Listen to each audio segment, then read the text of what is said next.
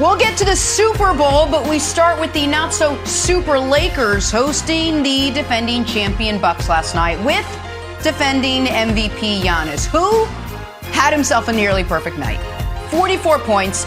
The guy made 17 of his 20 shots. He hit his first 11 shots. Lakers had no answers for the Greek Freak. Lakers had no answers for any of the freaks, any of the Bucks. They lose, and I mean freaks in the best way. They lose 131-116 last night. After the game, some hints of resignation setting in for LeBron James. Take a listen. LeBron, I know it's a regular season game, but against the defending champs, does this one just kind of hit different, especially since you guys were kind of looking up at them when they had a 30-point lead on you guys? Does it hit different in the sense of what? Does it tell you something deeper about your team compared to? Yeah, it tells we ain't on their level. I mean, I'd have told you that before the game started. Do you think you can reach that level? Where they are right now? I don't know. Do I think we can reach the level where Milwaukee is right now? No. That what you want to hear from me? No. Oh, yeah, you want to follow up?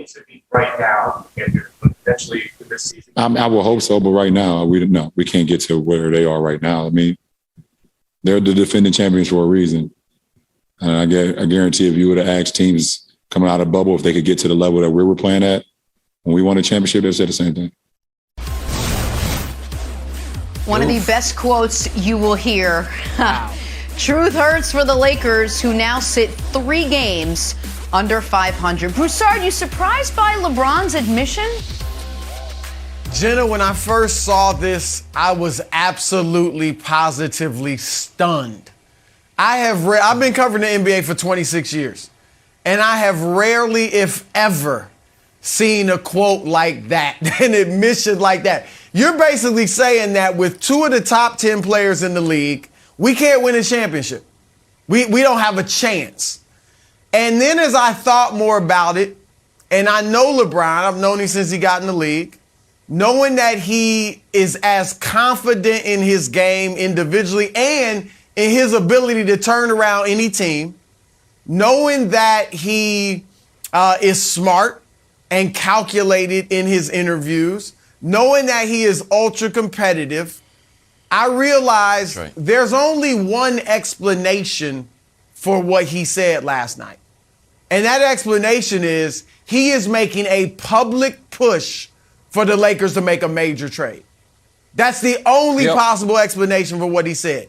And LeBron went up there. You see his body language. He was confident. He was like waiting for the question. Then he said, "You want to follow up?" Like he knew exactly what he's saying. He is making a push. And the fact that LeBron said that, and the fact that Frank Vogel did not play Russell Westbrook for the last 14 and a half minutes last night. Remember, when he didn't play Westbrook the first time down the stretch, he had to kind of get the go-ahead from the front office, right? They asked him, did you clear that with the front office? Oh, yeah, it's good. They got my back. Okay, so there have been discussions, and they have realized we can't win it with Russ. Simple as that. It's not saying Russ hadn't had a great career. He's not a fit. They basically have come to the realization, Nick, that we all came to when we first heard that they might go after Westbrook. And so I'm going to propose this. My problem for your problem, Houston. Russell Westbrook call it in. For John Wall. Call it in, bro. Russell Westbrook for call John it in, Wall. Buddy. Yeah, call it in. At the very yeah. Go ahead. You're right. At the very least, no, you're Nick, right. It's Listen, addition it's by not going to be subtraction, worse. At the very least. It's not going to be worse. Because here's the situation. Here's the other thing that jumps. So I don't think LeBron is giving up on the season. I think he is making it very clear this version of the Lakers can't win the title no matter what he and Anthony Davis do. And here, Wilds, to me, is what was so striking about last night. So last night, there were 2 potentially great NBA games on. Unfortunately, only one of them was nationally televised and ended up not being great. Mad about that. But you had Philly and Phoenix, two of the best teams in basketball. Yeah. Then you had Milwaukee and the Lakers, right? I'm watching that Lakers Milwaukee game after watching Philly Phoenix. And here's what I asked myself. Other than LeBron and AD, is there a single player on the Lakers roster that would crack the rotation for Phoenix, Philly, or Milwaukee? Maybe Malik Monk. Maybe Malik Monk. That's it.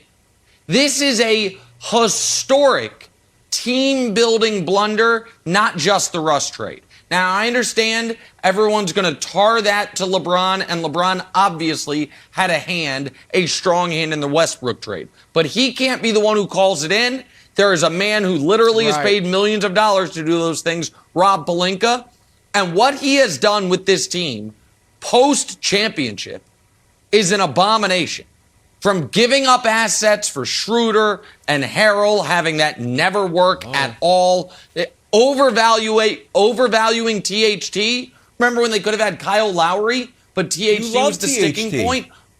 I thought you loved THT. I was wrong about that one too. Told you, Guess Nick, what? I get to be they wrong. should have made that Brew move. told me about that. Absolutely. I was wrong. I'm allowed to be wrong. I'm not. I have to talk about every sport, every team. Clearly, Rob you're allowed to be Pelinka, wrong. you only got to focus on one team. You only got to focus on one sport, buddy. Like, listen, I'm going to have some hits and misses. That's fair. But I got to be ready. rotation. I got to be ready to talk Mike Trout if he comes up. Pelinka, you don't, pal. You don't. You're right there. You're every day. Great take. You have the call. So overvalued THT, undervalued Caruso, a total disaster in the Russ trade. There's a random player generator. I'll tell you the website, generatormix.com. I'm going to click a button.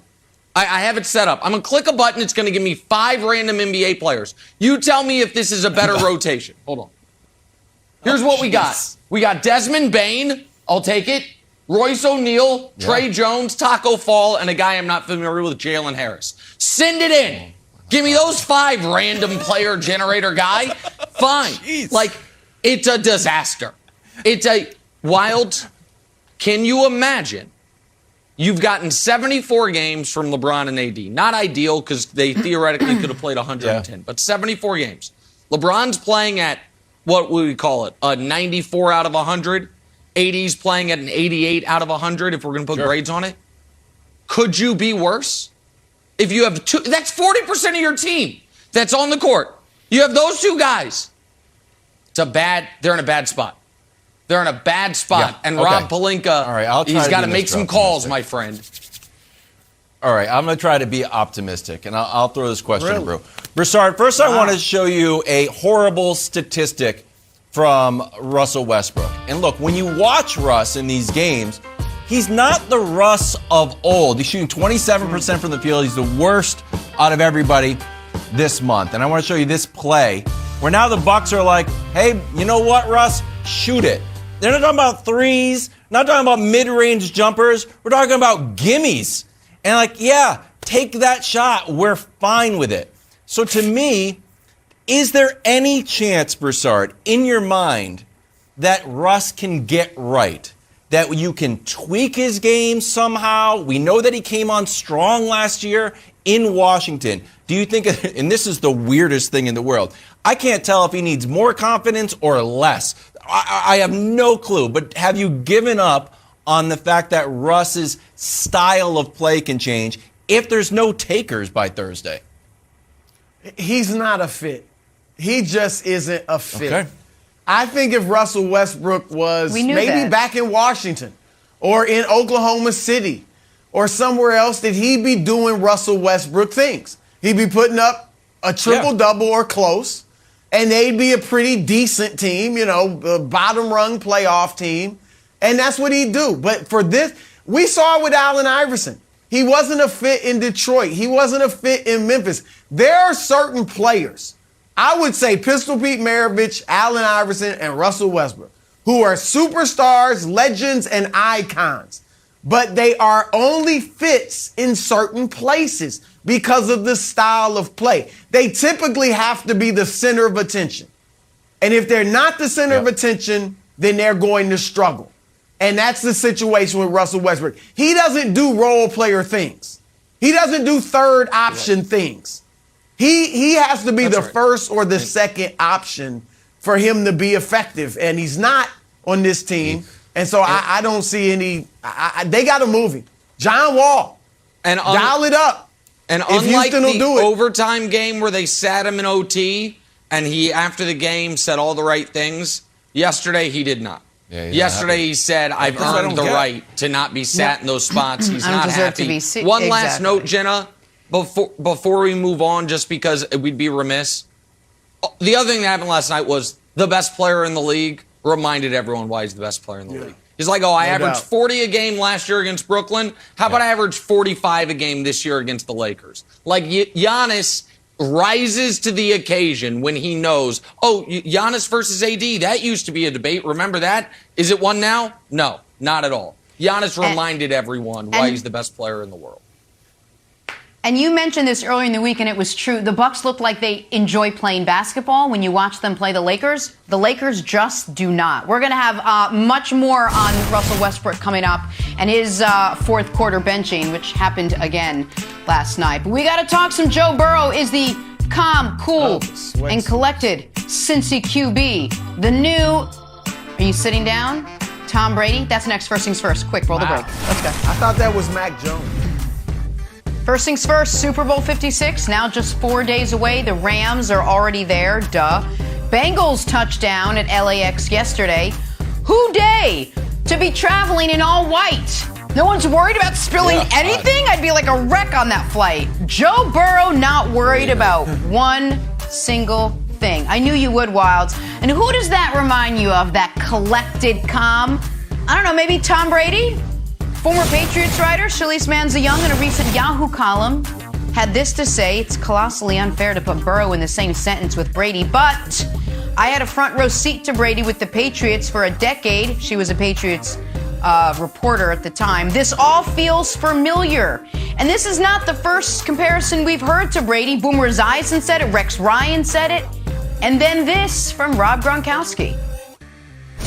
Assuming you continue playing beyond Brady's retirement, who would you want to be your quarterback right now? You know, I kind of like this young buck quarterback. He's in the Super Bowl now. It's Joe Burrow, man. I watched him in college. I just love the way that, he just presents himself out on the football field. In that pocket, he's just so calm, and he just, slings it out on the field. And I just love his swag, too. So if I had to pick a quarterback, I would go with the young buck Joe Burrow, man. He's killing it right now in the game. Got his swag, Broussard. He's got some swag. Hey, Wilds, you're our swag guy. Is it fair, Wilds, to compare Joe Burrow to Tom Brady at this point? I think it's totally fair, right? But I think there's one major difference. It's a little bit of a tweak. So here's how it's fair. Here are the easy comps. Obviously, you turned around a franchise that had been struggling for a decade, and all of a sudden you're in the Super Bowl. There's an element of destiny, of fate to this team that you're like, maybe you will be able to beat the Rams. So that's obviously a parallel too. But here's the fundamental difference, Broussard. Tom Brady is cool because he wins. Joe Burrow wins because he's cool. So Tom Brady was the 199th pick. He's got his dopey combine picture like, hello, here I am from Michigan, number 199. And then he started to win. And then all of a sudden, the accolades started coming, started dressing a little bit better. All of a sudden, he was cool. Always cool under pressure.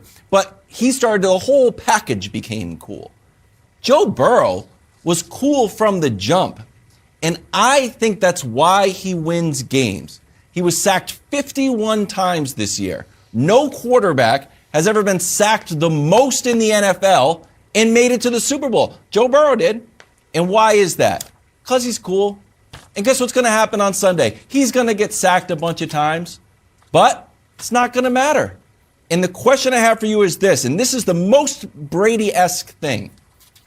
How much do the Bengals need to be down by before you would get on Twitter and say, you know what, looks like this is over? 24?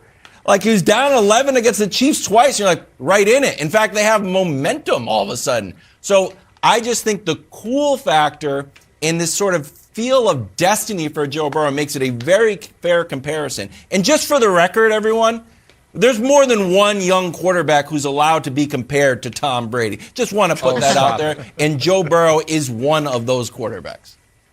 Well, look, you said a lot. To answer your question, I think they'd have to be, if you're talking first half, they'd have to be down something unrealistic, like 35 points. 30 points for me to think it's over. I think it's more about when. If they're down 24 midway to late in the third quarter, I'm thinking it's over. But your point is he can come back, and we know he can. And there's a great take about Brady. I don't even know if Brady's cool right now. We love him. We respect him. Brady's cool right now. We think he's cool. Fired. He's cool because he's, like you said, because he's won. Brady's cool right now. But he's still kind of this golly gee, type of guy. Yes. Burrow is not like that. So, yeah, it's fair because this is what we do. We compare Kobe and LeBron to Michael Jordan. I myself have called Patrick Mahomes Jordan-esque. This is what we do. And I see the similarities, obviously, between Burrow and Brady. The intangibles galore. I love them in both of those guys. The leadership, the poise, the coolness under pressure, the ability to immediately turn around the team. People forget what New England used to be before Tom Brady got there. And so all of that is the same. But, Nick, here's my issue. When you, and look, obviously no one thinks Joe Burrow or anybody is going to win 7 Super Bowls. So comparing him to Brady, people aren't saying that. But when you compare Joe Burrow to Tom Brady, Nick, to me, you are saying he at the very least is going to be the best quarterback of this generation.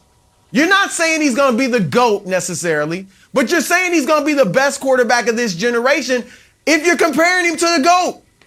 And I got an issue with that because I think the best quarterback of this generation now and going forward is Patrick Mahomes. And I also think it's early. I'm not ready to say Joe Burrow will definitively be better than Josh Allen and some of these other young quarterbacks who are out there. Justin Herbert, that's my issue with Lots this. still to go. All right. No, so here's my issue with this. Because, listen, what is the Wilds? Is it comparison is the thief of joy? Is that the quote? I'm not sure. I think it is. But, I don't I understand why this conversation is being had. Wilds, you know who I think quietly, I don't think he'd tell you this, but hates this comparison? Joe Burrow. You know who Joe Burrow wants to be? Think? Joe bleeping Burrow. Oh, yeah, I do. Because Joe Burrow, I do. Joe Burrow is not an underdog. Tom Brady was. Joe Burrow does not want to be looked at as, this game manager who just has, early in his career, just the ability late in games to pull things out. No, he wants to be the lead horse. Joe Burrow is not wearing that diamond chain by accident, right? We know a lot of what are the quarterbacks out there that are wearing those types of jewels? That's a choice. I think of Joe and I think of Lamar. Lamar's is gorgeous, and Lamar, by the way, wants to be the lead dog. Lamar doesn't want to be, I'm the next this. No, I'm the first Lamar Jackson. With Lamar, I understand we make the Vic comparisons to a degree just because they're both such spectacular athletes. I don't think Joe Burrow wants to follow in anybody's footsteps. And I think Joe Burrow absolutely, and this is what you were alluding to, the defining characteristic about him right now is how he carries himself. It is that meme that, the other team is all the edges, but we've got this guy who somehow makes those sunglasses and that jacket look incredibly cool. Oof. And I think Tom Brady is cool in the way Bezos is cool. I guess. Right. I mean, you're the richest person ever, so but yeah. But if you didn't have your accolades or professional accomplishments, would you be a good hang? Would you be cool? No, bro. Bezos, we saw you when Amazon was in your garage. We saw where those pants were on your midsection. We saw it. And Brady, we saw you before you won the Super Bowls. We saw how you carried yourself. Not, there are quarterbacks that go through, Russell Wilson's another one. Was Russell Wilson always cool? No. But he won a Super Bowl and married Sierra. And now it's like, okay, I guess he's cool. But at your core, buddy, you're wearing the Birkenstocks and the Hawaiian shirt, and your teammates are rolling their eyes at you. Joe Burrow could be an accountant, on the new and he's the coolest damn accountant you've ever met. So I don't think he wants to be compared to Tom Brady. I think Joe Burrow wants to be compared to himself, and I think that's what makes him so cool. I do think you guys mentioned the Kobe stuff. Kobe was trying to be Michael. LeBron never was. Like, LeBron was trying to be LeBron. There's a difference there. And so I don't think Joe Burrow's trying to be anybody. Okay, that's totally fair. So Baby Goat is trying to be Brady, though, Jenna, just for the record. Yes, he is, and that's why he's corny. That's why he's running. Exactly. That's why he's such a did you see the Pro Bowl dance? How about Joe Namath? That's the comparison. That is a good That's comparison. a good one. Can we talk some OBJ? OBJ, once cool, still cool. Has he proven in LA he can still be a number one option? We'll toss that around next. First things first. Talk some OBJ. What a difference 3 months have made.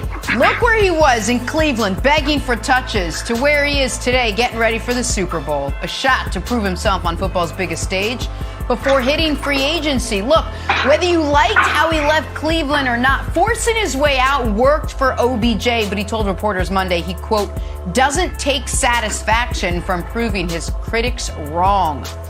Super Bowl champ Greg Jennings joining us this morning. Greg, good morning. I'll start with you. Has OBJ already proven he can still be a number one wide receiver? This is a tough question. I personally do not believe he's proven that he can be a number one receiver, but a valuable 1A, 2 receiver, yes. And the reason why, and this is, a lot of people are going to be like, whoa. What are we seeing out of OBJ? He's having a great year. He's come on strong. What we've seen is a guy who's excited about playing again. He's winning. He's in a thriving environment, but he's a number 2 guy. He's not the number 1 option. And so one would then question, a number 1 receiver, does he have the struggles that Odell Beckham Jr. had in Cleveland, despite the quarterback play? Because that's the kicker. When you talk about number 1 guys, DeAndre Hopkins can be on the tops of the list when we talk about guys who haven't had consistent quarterback play up until Kyler Murray. We can say Kyler Murray right now, and he still performed as a number 1 guy. Yep. When you are a bona fide number 1 guy, it really does not matter who your quarterback is in the grand scheme of things. You're still going to put up numbers. You're still going to show up individually. I think right now the best thing Odell Beckham has done for himself is to show that his attitude when playing in a thriving, successful environment and culture is always positive, and he's a team guy who is going to be productive, who gives you that Odell Beckham Jr. flash and expectation of big play when he's in those moments. So I don't know if he's a number 1 guy, 1A, 2, yes. Greg Jennings, you continue to surprise me. Now, much like my children, that surprise often comes with disappointment. You've surprised me and disappointed me here, but surprised me nonetheless. I'm shocked by this. I am shocked that Greg Jennings said this, because I feel like there are 8 teams in the league, only 8 teams, where Odell clearly wouldn't be the number 1, and he's on one of them. The Bills, the Bengals, the Titans, the Chiefs in the AFC, the Packers, the Vikings, the Cardinals, Greg mentioned them, and the Rams. That's it. There are 20 teams where he would, without question, be the number 1 receiver. I don't have to list them all, but there's 20 of them. And then there's 4 teams that'd be an argument. Chargers, is he the number 1 guy there? Dallas, Tampa, and Seattle. So to me, he is at worst, your 13th best number 1 receiver in football? At best, probably your 9th or 10th best number 1 receiver in football? The Niners are a hard one because Debo's more valuable, but that's because Debo's really a running back and wide receiver. But, I mean, Pats, Dolphins, Jets, Steelers, Browns, Ravens, Colts, Texans, Jags, Raiders, Broncos, Eagles, Washington, Giants, Bears, Lions, Saints, Falcons, Panthers. Yeah, that's 19 teams. Wilds go, that he's the number one receiver for those guys. So are we saying there's only like 7 number one receivers in football? Okay, so here's the question, and I'll throw it back to you. We had Coach on the team. He's like, watch out for Odell against the 49ers because they're going to put all their attention on Cooper Kupp, and he's going to have a big game. I said, ooh, I'm gonna parlay that into a little mobile New York sports bet. It came up winner. He had 9 catches, over 100 yards. But it was specifically because you got the offensive player of the year there. So as you run through all those teams, and you said the Patriots and the Dolphins, I don't know if he goes on the Patriots, he'd be successful at all when we line up and it's like, all right, we need to stop Odell, and then they do. That's my issue. So you can still be a number one receiver in name only. You'd be the number one receiver for the Patriots, but would he be effective without Cooper Kupp? I don't know the answer to that question. Yeah, so Brew, I think that but the flip side to that coin is obviously having Cooper Kupp there takes the attention off him, but it also limits his chances to be productive. It limits his targets. That's fair. And this postseason, he has been dominant on the targets he has received. So I think if for 2/3 of the league you'd be their number one receiver, you're a number one receiver. Greg's right. He hasn't proven it that he's a number one. And look, does he have number one ability? Absolutely. But that's no surprise. We all know he has number one ability. We've known that since he entered the league. In fact, he probably has more ability and talent than Cooper Kupp. And I said probably. Before the season, I bet everybody on this show would have said he had more talent and ability than Cooper Kupp. The question with OBJ is, does he have the maturity? Does he have the singular focus on being an awesome football player and not also a celebrity, not also, get paid and all these other things that come outside of football? Is he just ready to focus on football? And that is the issue with OBJ. And I don't think he's proven that he can be a number one receiver. And to Greg's point, Calvin Johnson, all those years when Matthew Stafford couldn't win games in Detroit, Calvin Johnson got his numbers and went right into the Hall of Fame because he was a true number one. And I think, Nick, here's the other thing. Contract year. Let's look at the situation OBJ is in. When I bring up maturity, he's smart. So he knew the Rams have a chance to win the Super Bowl. I can't go in there and screw it up. That's number one. Number two, I might be the third, maybe fourth option. Remember, Robert Woods Jr. was healthy when he got there. So I'm the third or fourth option, and I'm in a contract year. So I need to be on my best behavior for this next big paycheck. And so I think if he went to another team, if he went to another, I don't think, Nick, this summer, teams that really need a number one, I don't think they're going to be that interested in OBJ.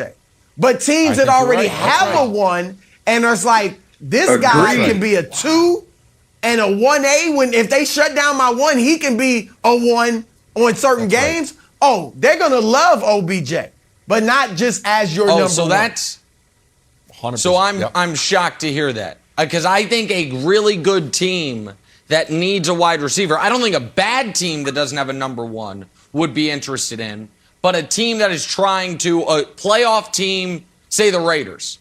I think the Raiders, we've got our quarterback, we're a playoff team, but we need a number one. I would think they would want him. But Greg, I want to ask you a question. Because it's possible that you, having been a number one receiver in this league, your standards are just justifiably higher than mine. Do you think right now there are more than 8 or 9 number one receivers? Is that the issue here? That it's, that Diggs, Chase, Hopkins, Tyreek, Devontae, we know who those guys, A.J. Brown, and that while Odell would be the best receiver on how many number one receivers at any given time, true number ones, do you think are there in football? Because if you're saying there's only 8 or 9, then I might actually agree with you. So yeah, I am. That's me. Every team doesn't have a number one guy just because he's a primary option. So for me, when I look at a number one, he's elite. He will get his numbers and he will make that team better off, whether it's just solely offensively, by what he provides and what he brings to the table. The reason why I'm saying Odell Beckham Jr. has not proven that is because of what transpired in Cleveland. Like, you can't dismiss that. Yes, was Baker bad at 100%? Was there a lack of chemistry? Yes. But when you look at what he was able to then go do with the Rams and the position he's in, Chris hit it spot on. The ability is there. It has always been there. But there are other intangibles when you talk about number one wide receivers that you must have, that you must display night in and night out on the football field. And I don't see Odell Beckham Jr. in this stage in his career being able to do that night in and night out. All right, coming up. Nets. Has Brooklyn officially hit rock bottom after what we saw last night? It's been a tumultuous ride for them of late. We'll talk about that next. First things first. Talk some basketball. Celtics Nets last night at Barclays. Brooklyn coming into this one having lost 8 straight games. No KD and no Kyrie and no James Harden and no surprise, no win. Celtics jumped out to a 28-2 lead to start the game. They rolled to a 35-point win. Nets have dropped 9 in a row. They fall all the way down to the 8 seed. Nick, it is bad in Brooklyn. Have the Nets officially hit rock bottom? If this isn't rock bottom, then I don't know what the hell is. 28-2 to a team that a month ago you were lapping in the standings. January 6th, let me take you back there. January 6th is the day after Kyrie Irving returns to the Nets, and it's the day Wilds. You remember it. RJ Barrett bing-bonged it off the backboard to beat the Celtics. Remember that shot? At the buzzer-beating, banked-in three-pointer for RJ Barrett? That was the Celtics are in free fall. The Celtics at that moment were 18-21, 11th in the conference. The Nets at that moment were 24-12, a game out of first. Since then, the Nets are 5-13 and now the 8 seed. The Celtics are 13-4 and now the 7 seed. And it's a total disaster for Brooklyn. And what hung over last night's game, because KD obviously can't play because he's hurt. Kyrie obviously can't play because it's in Brooklyn. Was the question, is James Harden's all of a sudden tender hamstring going to allow him to play? And the answer was no. So Broussard, the Nets have 2 doors to walk through. Neither's good. Either option A, James Harden, who through the first 11 years of his career missed on average fewer than 4 games a season. Never had a season where he missed more than 10. Missed in total over 11 years. The guy missed 29 games. Or I'm sorry, 36 games, pardon me. So not good. That's option A.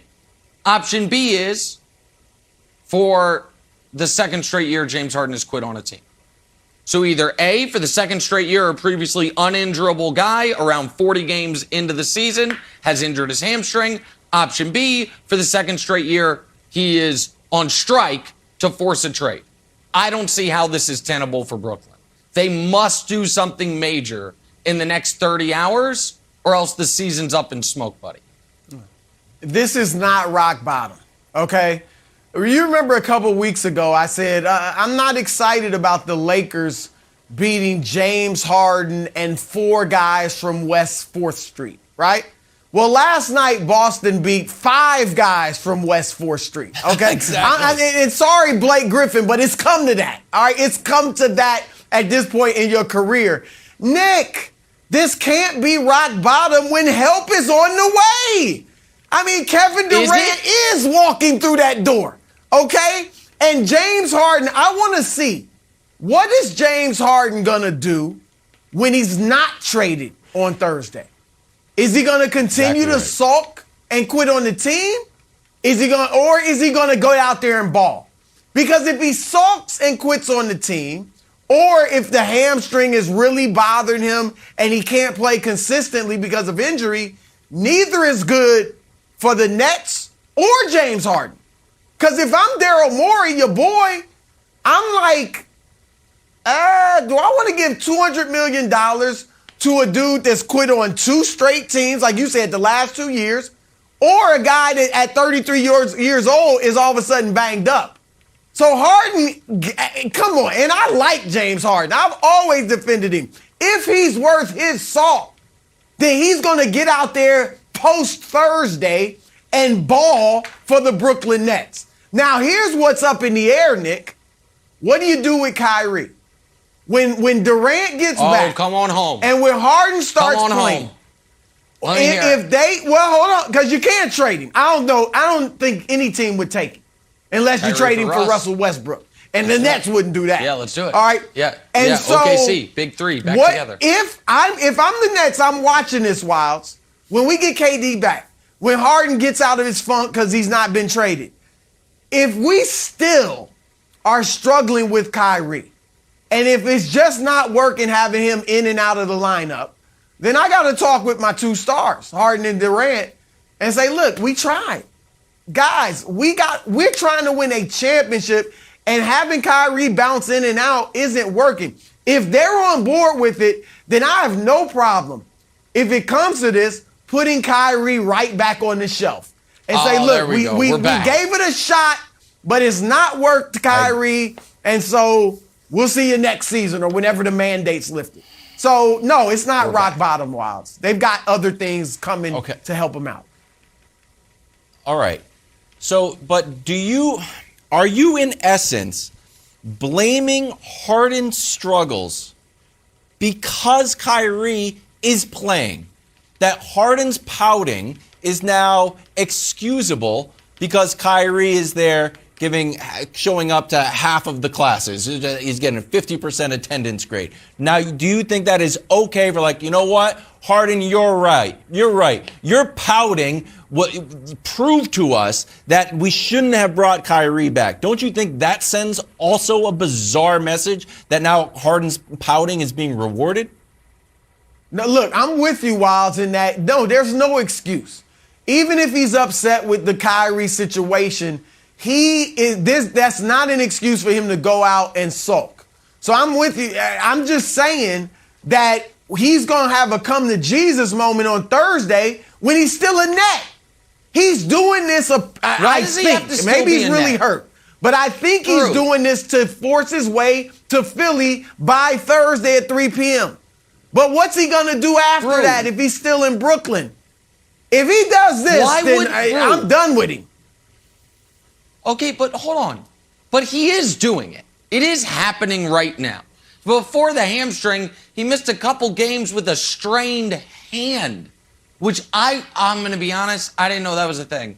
I didn't know you missed pro basketball games with strained hands. But he missed one.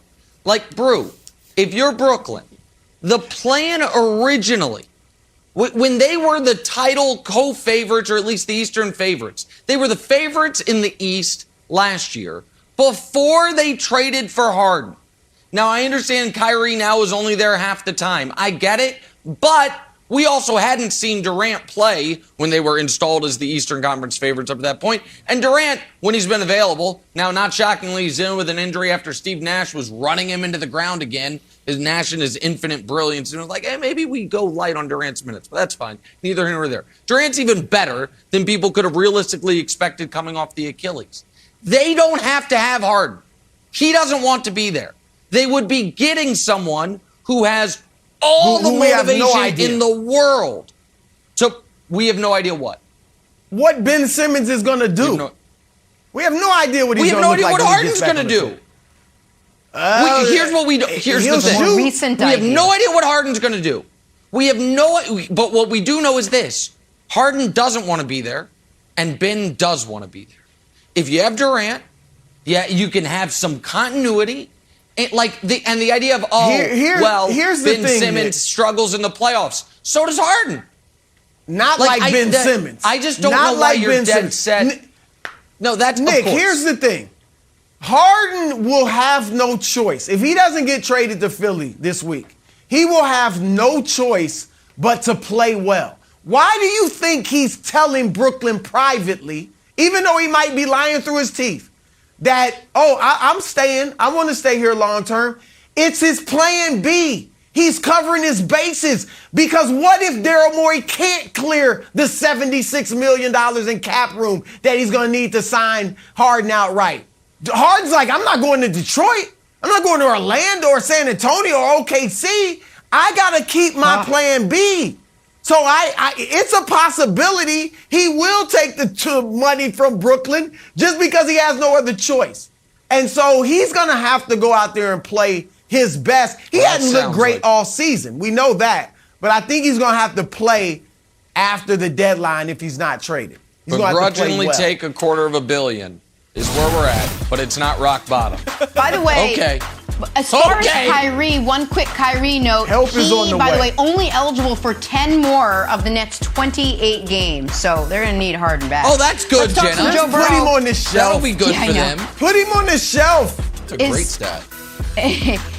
Is Burrow the new Brady? I mean, he's almost there. They have the same first letter of the last name. And there are probably other comparisons, too. That's next. First things first. First things first, we're back out west talking Bucks-Lakers. Another loss for the Lakers. Another loss for Russell Westbrook. Shot 3 for 11 last night. Got benched for the fourth quarter. Second straight game that he's been benched in crunch time. Wild said earlier this week he thought Saturday was the low point for Russ. Well, it took 3 days. Might have a new low point. A new nadir, Nick. Here was Westbrook after the game. Do you have a sense for what benchmarks you have to hit to be in the starting line or the closing lineup more consistently? For me? I don't got that answer for you, brother. I wish I did. I shouldn't have to hit any benchmark, to be honest. I put a lot of work in. I got a lot of respect in this game. I don't have to hit a benchmark. I shouldn't have to. I earned the right, to be in closing lineups. I mean, numbers will tell you. I don't have to explain that. But like I said, once again, that ain't my decision. That's his decision that he and just I think it's best for the game. And unfortunately, just kind of just got to go with it and figure it out the best way I can and be there for my teammates as much as I can and make sure I come into work and do my job as a freshman. There is literally no correlation between how Russ plays and his attitude at the postgame press conference. He was like happy and confident. Nick, is it time for the Lakers to give up on Russ at this point? Unfortunately, I think the answer to that's yes. And Wilds, here's the deal. That press conference made me sad because Russ, and you said this during the break, but it's where my head was at already. I'll let you elaborate on it. He's a great dude. And even we showed the clip of him trying to, coach up, if you will, at the end of the game, LeBron and AD, and those guys are having trouble even looking him in the eye. He's trying to be a good teammate. He's trying to be a good guy. He's trying to be honest. He hasn't been, this is the clip where he's really trying to do his thing, and those guys, it's awkward. And it's easier when a previously great player who's no longer anywhere close is someone you can root against, your little schadenfreude, if you will. That's not what's going on here. Russ is in denial about where he is, what he has earned. He does not think it is a possibility that he needs to take a page out of Carmelo Anthony's book from a few years ago. I'm not who I once was. I am one of the 75 greatest players ever. I need a new role. He has not realized, Wilds, that's where he is now. And I don't think he's going to realize it in the next 30 hours. So I think the Lakers got to move him. But it makes me sad as a Russ fan and someone pulling for this to work because it clearly isn't going to. Okay, let me give you a silver lining because you said he needs to take a page from Carmelo's book. Broussard, don't you think we're at Carmelo, Oklahoma City press conference where he's laughing and said, hey, they want me to come off the bench. And then he realizes, it takes a while. It took months where you're like, you know what I should do? Come off the bench. And Broussard, you said this. I put a little bit of the blame here. Just like how the Bud list can inspire people. I put a little bit of blame on you, my friend. Because when Russ had that dunk over Rudy Gobert, we were like, whoa, Russ is back.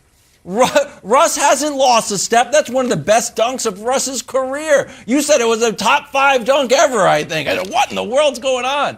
I was thinking out loud. We see flashes of the old Russ where I think we can get excited and he can get excited. But he's made 14 shots in February. The whole month he's made 14 shots. He's shooting 17% from 3, 54% from the line. What? No one's even defending you there. And then last night, Broussard, this is the saddest thing. The Bucks are like, go ahead, Russ, shoot that. Was it a 3? No. Was it a mid-range jumper? No. It's just a free shot. Like you're playing a kid. Like, go ahead, shoot that. And they were fine with it. So I don't buy the John Wall thing. I don't know why the Rockets would do it, although I know you're in love with that move, Broussard. You still think they can pull that off? Well, look, I'm gonna echo first before I get to that Wild some of what Nick said. And that shot that Russ missed, and we've seen plenty of them. He's hitting the side of the backboard on bank shots from the wing, all this stuff. That's a sign that your confidence is waning. Okay, when you don't feel comfortable in your surroundings. And Nick's right. He has tried to fit in, and the Lakers haven't really known how to fit him in. They haven't figured it out. And so I agree. I think Russ is a good guy. I don't think this should hurt his legacy because Russ is what Russ is. And Nick, even if he came to the revelation that I need to do what Carmelo's done, he can't. He doesn't have the game. Just like Allen Iverson couldn't really become, a role player, Russ can't be a role player. His game is not built for that. He has done something incredible, which is taken his tremendous energy, his tremendous athleticism, his tremendous drive, and made himself a legend. That 30 years from now, people will talk about those triple-double seasons. But he's not a very skilled shooter, or he's a smart person. Finished 6th in his class in high school. Yeah. But I don't think he's a smart basketball player. And so he doesn't have those skills to do this. So I am proposing trading for John Wall. John Wall is a smarter basketball player. He's a slightly better shooter. You see, at least he shoots better from the foul line, doesn't turn it over quite as much. John Wall's also been humbled to the point where he ain't coming in thinking, I'm the third guy in the big 3. He's coming in thinking, I just want to help. I'm just glad to be back on the court and somebody that wants me. All right, and I think John Wall at this point is really like a better version of a Dennis Schroeder. So, Nick, I think, look, if Houston will do it, and I think they might, if they did it, they probably buy out and waive Russ immediately. But if Houston will do it, I would do it. Yeah. At the very least, it's addition by subtraction. Till the trade deadline, we'll see it. Hey, we got Emmanuel Sanders joining us next. Talk some Super Bowl 56 on the other side. First things first. Wide receiver Emmanuel Sanders had a heck of a year up in Buffalo. Teamed up with Josh Allen, had one of the league's most prolific offenses. And to cap it all off, joins us this morning right here on First Things First. Emmanuel, thanks so much for getting up with us. I know you just got to LA. You did the math quickly. You're 3 hours behind, but we appreciate you. You are quite familiar with the Super Bowl stage. Super Bowl 50 with Denver, 6 catches, 83 yards, and a win over Carolina. So who better to start us off with this question? Which wide receiver do you think will have the biggest impact on Super Bowl 56 come Sunday?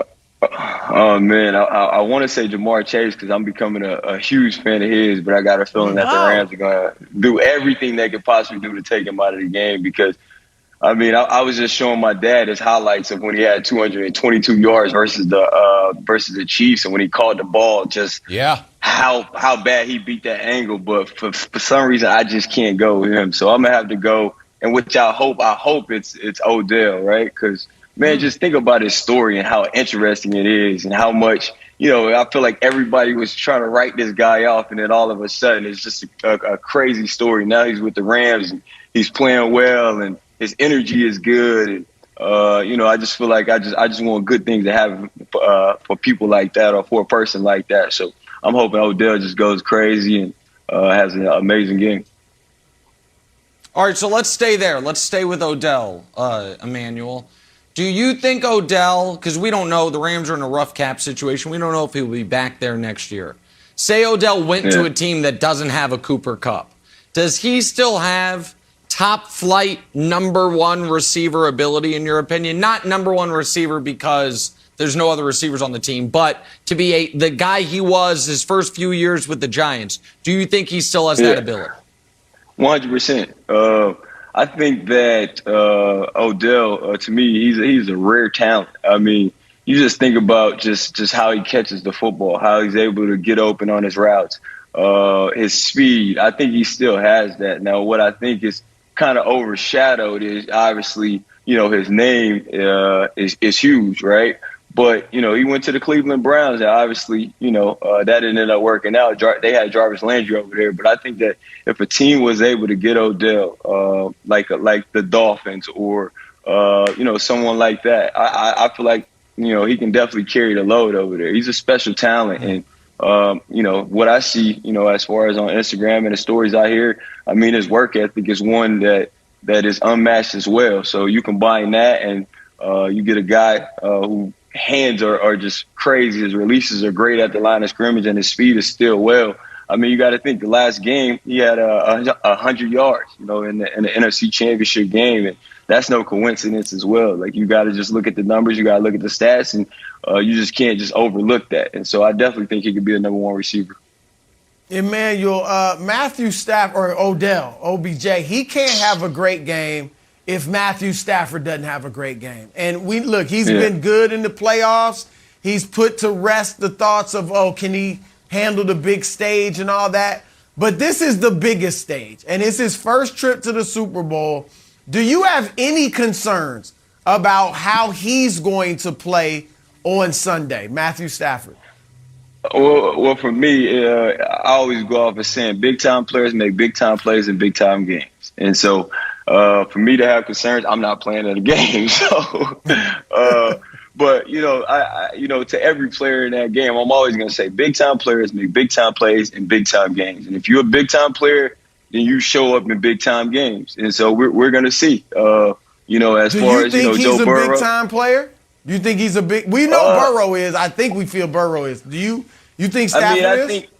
I think for a long time, obviously being in Detroit, Matthew Stafford was kind of overlooked. Now you see him with a great coach in Sean McVay, and you see that he's in the Super Bowl. So as of right now, he's still in that proven phase of show me that you are what we thought you were, and he's doing it. He's in the biggest game, in the world.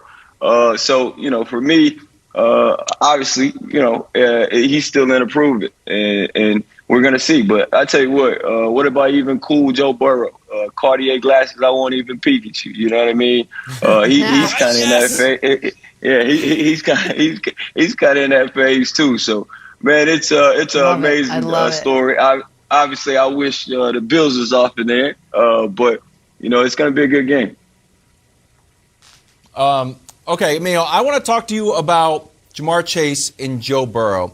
And specifically, I want to talk about chemistry, and I want to get smarter. I want the audience to get smarter because they obviously have a special connection that dates back to LSU. And everyone said, you got to draft an offensive lineman. He got hurt because the offensive line didn't protect him. And the people that had that criticism were kind of right. He got sacked 51 times this year and led the league.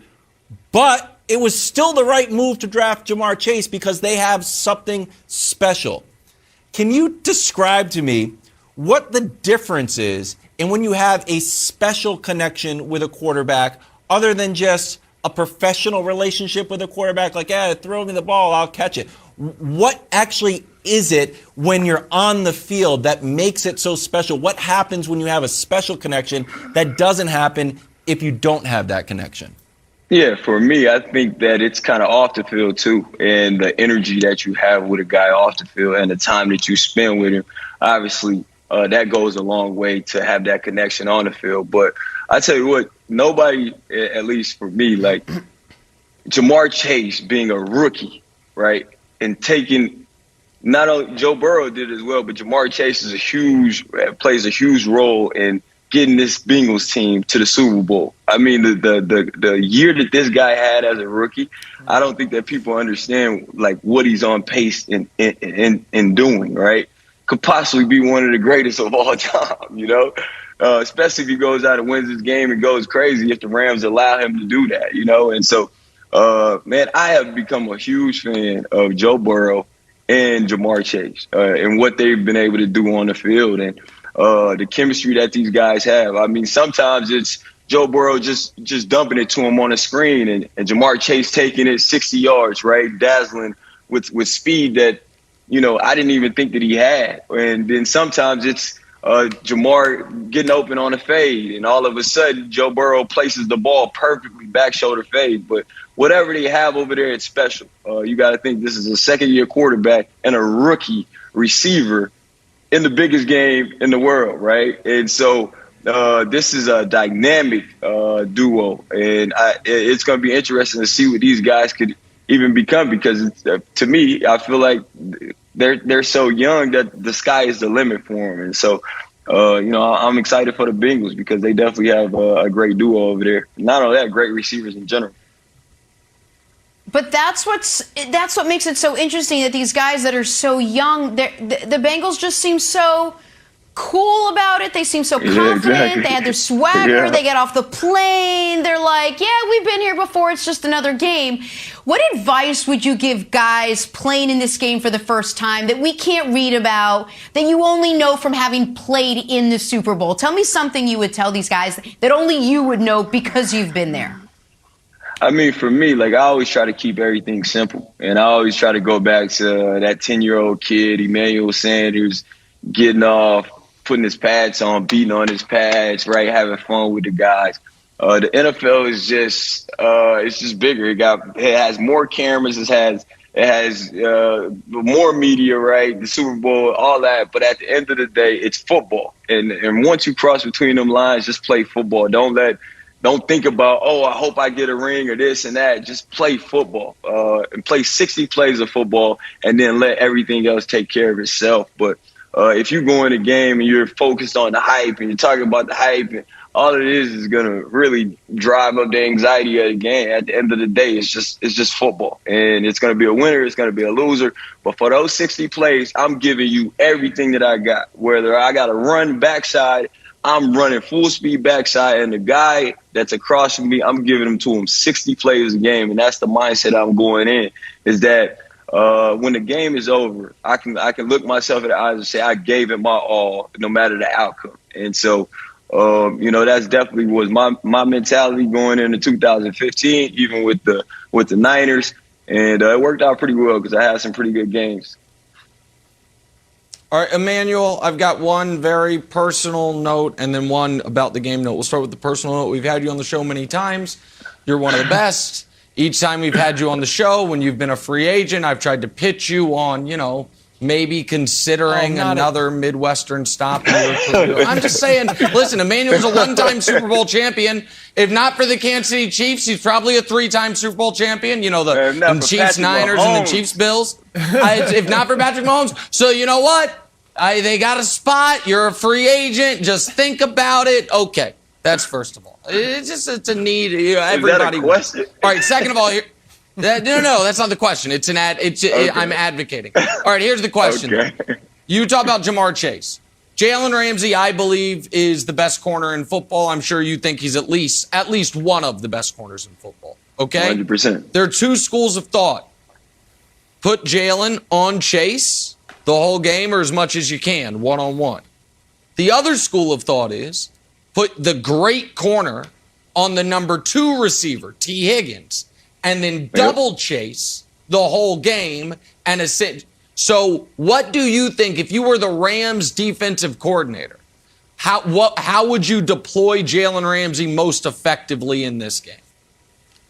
Yeah, I mean, in order to follow Chase, obviously, if I'm the Bengals, if they want to go that way, then obviously I'm moving them in motion, I'm moving them in the slot, I'm moving them around in order to give him the best matchup on Jalen Ramsey. If you just line him up outside, obviously, that wouldn't be smart to do. But Jamar Chase is one of those players that, man, I think that he's that good that's going to be a really good matchup. Like, I think Jamar Chase, even though he's in the Super Bowl with the team that he's on, he's. Oh man, we lost. At least I got the Emmanuel Chiefs Sanders. I'm glad that we spent time making sure that we got your advocacy for Emmanuel to the Chiefs. All right, let's move on to some NBA medals. See if we can get Emmanuel back. Suns Sixers. Devin Booker, another big night, 35 points. Phoenix rallies to win. They've now won 14 of their last 15 games. Keep an eye on this team, says Brandon Marshall 15 months ago. No medal for Booker, though, on a busy night in the NBA. Nick, which 3 guys were podium-worthy performers last night? Well, let's get right to it. Some young stars on the podium. Trae Young, come on down. Oh, Trae's dad and the Hawks fans so mad at me for not having Trae in the top 15 of the pyramid. More games like this, you can get yourself up there, Trae. I believe in you. 34-11 for Trae Young. Silver medal. The guy Trae Young was traded for, Luka Doncic. Oh, did you guys hear during Weird and Wonderful? Wild snuck in a take. He said, League MVP Ja Morant. Or is it League MVP Luka Doncic? 33, 7, and 11 for my large adult Slovenian son. And then the guy, maybe he's the league MVP. Actually, let me check. No, he actually has 2 of them already. Giannis, easiest goal of the year. 44, 14, and 8 on a nice, tidy 85% from the field. LeBron did dunk on him, though, and Giannis fouled him. They didn't call it. That was outrageous. Could have flipped the game if they didn't call it. There it is. Medal stand from last night in the NBA. Quite the stand. You know who wasn't on that stand? LeBron James. But he did have the quote of the night. Did LeBron admit after another loss last night that the Lakers cannot win a title? We'll share those comments with you next. First things first. Lakers hosting the defending champion Bucks last night with the 2-time MVP Giannis, who himself was nearly perfect last night. 44 points, made 17 of his 20 shots. Lakers had no answers for the Greek Freak. They lose 131-116 after the game. Some hints of resignation setting in for LeBron. Take a listen. LeBron, I know it's a regular season game, but against the defending champs, does this one just kind of hit different, especially since you guys were kind of looking up at them when they had a 30-point lead on you guys? Does it hit different in the sense of what? Does it tell you something deeper about your team compared to? Yeah, it tells we ain't on their level. I mean, I'd have told you that before the game started. Do you think you can reach that level? Where they are right now? I don't know. Do I think we can reach the level where Milwaukee is right now? No. That what you want to hear from me? No. Oh, yeah, you want to follow up? Right now, potentially this season. I will hope so, but right now, we can't get to where they are right now. I mean, they're the defending champions for a reason. And I guarantee if you would have asked teams coming out of the bubble if they could get to the level that we were playing at, when we won a championship, they said the same thing. Did you see AD's face? He was like, I wasn't expecting that answer for anything. I'll just go with it. Lakers, by the way, sitting 3 games under 500 right now. Broussard, you surprised by LeBron's admission? Jenna, when I first heard that quote, I was absolutely floored. All right, and I've heard a lot in my 26 years of covering the NBA, and I've rarely, if ever, heard a quote like that. You were saying that with 2 of the top 10 players in the NBA, we can't win a championship. We don't have a chance to win the championship. But then I began thinking about it. And I said, I've known LeBron since he came in the league. I covered his first game ever. And I've talked with him. And knowing how competitive he is, knowing how confident he is in his game individually and his ability to lift his teammates to great heights, and knowing how calculated he is. Like everything he says publicly to the media, he knows what the result is going to be and what type of discussion it's going to spark. Even in that interview, I think when he repeated the question, can we get to where they are right now? I think his mind was churning. Do I really want to say this? Yeah, I do. And he went there and said, you want to follow up? No, we can't get there. I think what this was, and I think the only explanation, knowing LeBron, for what this quote was, is that he is now making a public push for Rob Pelinka in the front office to make a major move. A major move. And the elephant in the room is Russell Westbrook. And the fact that LeBron said what he said last night, the fact that Frank Vogel did not play Russ, Nick, for the last 14 and a half minutes of the game, that tells me that within the organization, at the highest levels, the discussions have taken place. We can't do it with Russ. It's just not a fit. He's trying. So what's the move? We're trying, but it's not a fit. And so I think that is what LeBron was doing, is making a public push that we got to make major changes. And the way to make a major one is if you can move Russ. Nick, I say for John Wall. And I know, who knows what John Wall will bring. There it is. John Wall, they have the same exact contract. All right, Wall is a better shooter, slightly, but he is a better jump shooter. He can catch and shoot better than Russ. And I think Wall, Nick, is a smarter player than Russ, so you won't have the turnovers and the bad plays at the end of games. Yeah. And he's been humbled enough where I think he'll come in and accept any role, be happy to be playing with LeBron and AD, happy to have a chance to win. And I think at the very least, let's say it doesn't work out with Wall. Yeah. It's addition by subtraction. Because that's the thing. At this point, it's not working. I think that's the thing. So, Wilds, it's less about John Wall. And listen, John Wall's been on the shelf for so long. We'll see what he has left. And it's more about, I have a, once upon a time, amazing classic car in my garage, but it is literally leaking carbon monoxide and might poison my family. I just have to get it out. Like, am I going to get anything back for it? Maybe, but I have to get it out. Turn it off. Like, it has to go. And so, listen, I hate that this is where it's come to for us. And none of us thought this was a great fit. None of us were as optimistic as LeBron was. But I don't think, Wilds, maybe you did. I give your buddy Bill Simmons credit. He was as pessimistic as anyone that this is going to be a disaster. And he was right. This has been a disaster.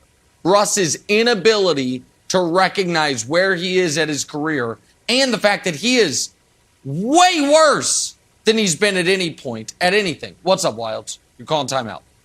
Okay.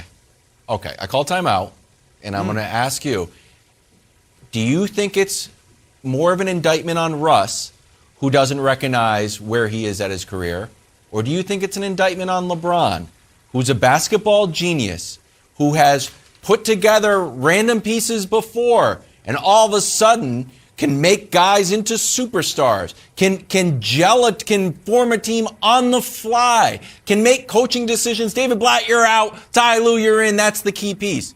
Do you think it's more of an indictment on Russ that he can't figure it out, or that all of the media could figure it out, but LeBron still said keep that same energy, that the way he plays? Because that's not LeBron's job. No, it's not. Listen, you have to have an adult in the room. What? No, but hold on. It's not. Literally not his job. Now, he tries to dabble in it, and he's going, but the fact of the matter is LeBron can't call in the trade. And I would, Broussard, I would give Pelinka more slack if it was like, well, Pelinka's made all these great moves and then LeBron forced him to get Russ. But he hasn't. Pelinka loved Schroeder, loved Harrell. Okay, that worked out not at all. But they let Caruso walk. They overvalued, I did as well, maybe a little clutch loyalty, my apologies, THT last season versus getting Kyle Lowry. You were right on that, Broussard. I was wrong. But again, I will say this. The media, I cover all sports, all teams. I got to be like, this is who the Bengals should draft. This is who the Angels should consider batting cleanup. This is what the Lakers should do. Pelinka, you got one job. One job. You should know better than me. No, I do. Listen, they should move Trout down in the order. Last time we talked they're ever going to win. Come on. Come on, seriously. That's everybody on my podcast. knows that. So, Brew. Everybody knows that. So, you can't. Pelinka's done a miserable job post-championship. And at this point, you got to pull a ripcord. I think you're right. I think the only one is Westbrook for Wall. Or see if the Wizards want to undo the trade. You want to see if the Wizards want to do a givebacks? Like, just undo it? They're a disaster. Russ was better there. Like, what are you going to do? Wilds, I'm with Nick. Okay, I don't care if LeBron was banging on Pelinka's door every morning. Get Russ, get Russ, get Russ. Pelinka's, he has the final say. And LeBron's locked up. under contract. He's under contract. He's not going anywhere. He loves LA. Okay, you got him under contract. Pelinka could have held the fort. All right, and now, look, let's see. Like I said, I don't know what John Wall can bring, but it'll be addition by subtraction at this point. It literally, Wilds, it literally is Michael Jordan's job to pick the players, and he stinks at it. Another little literally his job. The only job Hornets are on the rise. 29 hours before the deadline. Let's see what happens. Undisputed right now. LaMelo. Bridges.